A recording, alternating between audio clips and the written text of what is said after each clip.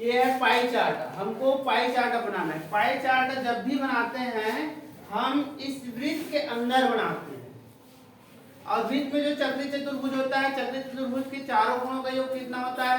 360। तो हमें यहाँ पर जो आंकड़ा दिया गया है कि गीता के द्वारा गणित विषय में जो प्राप्तांक है, कितने माह में? माह जुलाई, अगस्त, सितंबर, अक्टूबर और नवंबर और दिसंबर में, उसको हमको पाई चार्ट के माध्यम से दर्शाना है कि गीता ने जो 6 माह का जो प्राप्तांक है उसको हम सरलता से हम पाई चार्ट के माध्यम से अध्ययन कर सके कि कौन से माह में गीता ने अधिक नंबर लाए और कौन से माह में कम नंबर लाए। तो इसके लिए सबसे पहले हमें क्या करना है कि ये जो टोटल प्राप्तांक है, इन टोटल प्राप्तांकों का हम योग करेंगे।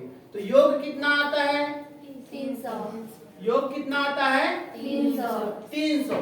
अब हमारा काम क्या रहेगा कि इसमें कितने अंश का कोण बनता है? चक्री चतुर्भुज में 360 अंश का। ये समझ सकते हैं। दूसरा हम ये भी समझ सकते हैं, यहाँ से लाइन खींचते हैं तो ये 2 भाग में बढ़ जाता है, तो एक 180 का, दूसरा भाग फिर 180 का, ये भी हम समझ सकते हैं। तो अब हमारा काम क्या है कि एक वृत्त में पाई चार्ट जब दर्शाते हैं तो टोटल कोण होता है 360 अंश। टोटल कोण कितना होता है? 360 अंश। ये किसके बराबर होगा? ये अंक, टोटल अंक जो प्राप्त हुए 300 अंक, इस 300 अंक को 360 अंश के बराबर दर्शाना। 300 अंश को 300 अंक को 360 अंश के बराबर दर्शाना।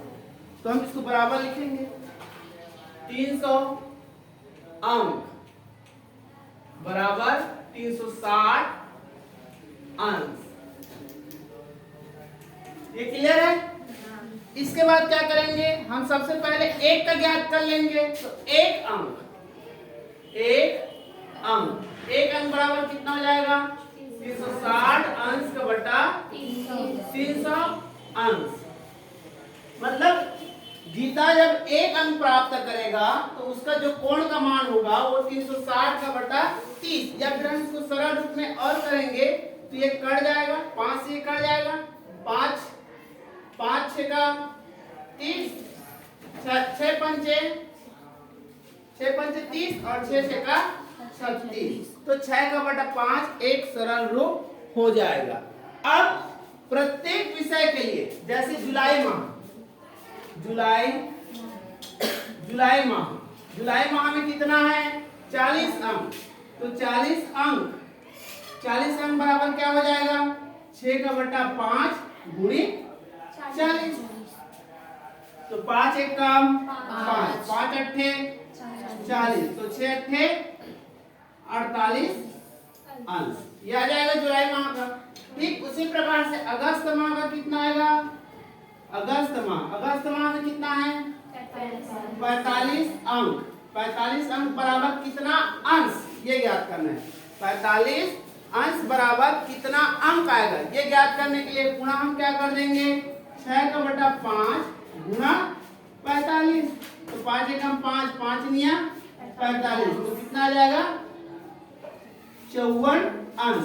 तो जैसे हमने जुलाई माह के लिए ज्ञात किए, जैसे अगस्त माह के लिए ज्ञात किए, वैसे ही हम सितंबर, अक्टूबर, नवंबर और दिसंबर का ज्ञात करेंगे। तो कितना आ जाता है? सितंबर का कितना आया?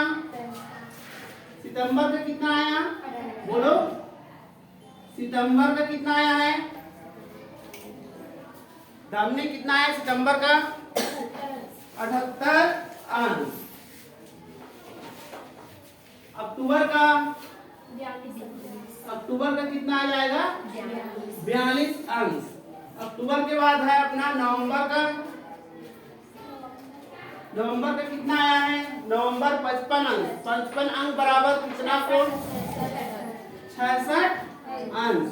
और दिसंबर 60 अंश बराबर कितना आया है? दिसंबर है 60 अंक बराबर कितना?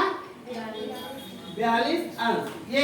ये हमने प्रत्येक अंक के सापेक्ष अंश ज्ञात कर लिए। प्रत्येक अंक के सापेक्ष अंश ज्ञात कर लिए। ठीक है, अब हम इसका पाई चार्ट कैसे बनाएंगे ये देखिए। दिसंबर का 72 72 ये आ जाएगा, है ना। इसको देख लेना, इसमें ये तरीका हमको पता करना है। तो पहले सबसे पहले हमने वृत्त बना लिया, है ना। ये डिवाइडर है, डिवाइडर की सहायता से हम लोग ये वृत्त बना लिए हैं, है ना। वृत्त में आप कोई भी एक जगह हम ले लेंगे त्रिज्या। अब त्रिज्या को मानकर ये चांदे की सहायता से जुलाई माह 40 अंक 40 अंक बराबर आया है 48 अंश। यहाँ पे रखो चांदा केंद्र पे, वृत्त के केंद्र पे रखेंगे। ये 0 कितना अंश है 48। यहाँ से जाएंगे, ये हो गया 40, ये हो गया 45, 46, 47, 48। यहाँ पर हम टिक लगा देंगे। तो ये जो होगा इसको अलग कलर कर लेंगे, है ना। ये हमारा बन जाएगा 48 अंश। कौन से माह के लिए है जुलाई माह के लिए। इसके बाद अगला अगस्त माह का 45 है, तो 45 में कितना है अगस्त माह का 45 है तो 54। यहाँ पर पुनः चांदा रखो, चांदा रखेंगे। ये हो गया 50 और ये 4 54। यहाँ पर 54 अंश बना दो, ये हो जाएगा 54 अंश। कौन सा माह अगस्त। इसके बाद सितंबर का कितना आया है 78 सितंबर का 78। यहाँ पे फिर चांदा रखेंगे, ये 0 मिलान कर देंगे, 0 की ओर से गिनेंगे। यहाँ से नहीं गिनना है हमको, है ना। 0 से कितना अंश 78, 70, 75, 76, 77 और ये 78 यहाँ पे आ जाएगा। ये 78 अंश, 78 अंश, ठीक है। इसके बाद 78 अंश।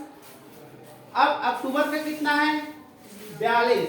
चांदा आप इस प्रकार से रखेंगे, केंद्र में मिलाएंगे और ये 40 और 2 42। इसको फिर केंद्र से मिला देंगे, ये 42 अंश। फिर अगला कितना है नवंबर का 66। चांदा पुनः इस प्रकार से रख लो। इधर से नहीं गिनना है ना आपको, हम इधर से जा रहे हैं तो हमको इसी तरफ से गिनना है। ये 0 से 60 और ये 65 और ये 66। यदि आपका गुणा सही है तो इधर जो बचा कोण है वो करेक्ट कितना होगा 72। देख लेते हैं, देखते हैं। ये चांदा रखेंगे, ये आ जाएगा 70 और ये 2 72। तो ये सही है, तो ये हो जाएगा 72। तो ये बन गया हमारा पाई चार्ट। इस पाई चार्ट में हम जान पाएंगे कि गीता ने गणित विषय का 6 माह का जो प्राप्तांक है इसमें से कौन से में हम अधिक पाया है और कौन से माह में कम। जैसे जुलाई ये 78 दिख रहा है, 78 कौन सा है सितंबर माह, तो सितंबर माह में उसके द्वारा जो प्राप्तांक है वो अधिक है। जब हम कॉपी में बनाएंगे तो इसको कलरफुल कर देंगे, ये और बहुत अच्छा लगेगा। तो पाई चार्ट भी किसी भी संख्या या आंकड़ों को सरलता से अध्ययन करने के लिए सरल होता है। हम सीधा ही देख के जान जाएंगे कि किस माह में कितना अधिक हुआ है और कितना कम।